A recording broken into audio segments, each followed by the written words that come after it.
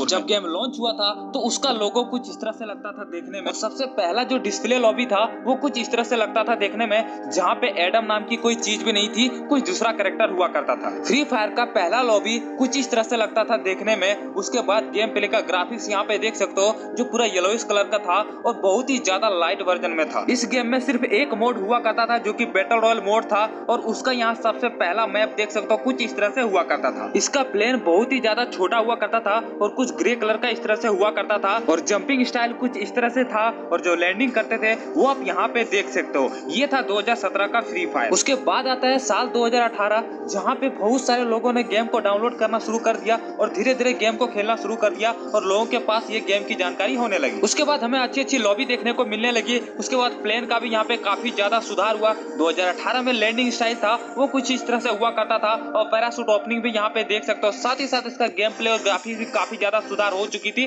और लोगों के पास पहुंचना शुरू हो चुकी थी कि फ्री फायर एक अच्छा गेम हो चुका है। उसके बाद 2018 में जो इसका मैप देखने को मिला था उसमें काफी सारे चेंजेस देखने को मिला था। 2017 से कई नए नए जगहों को ऐड कर दिया, कई सारे चीजों को ऐड कर दिया, पेड़ पौधे हर चीज यहाँ पे इंप्रूव कर चुका था। मार्च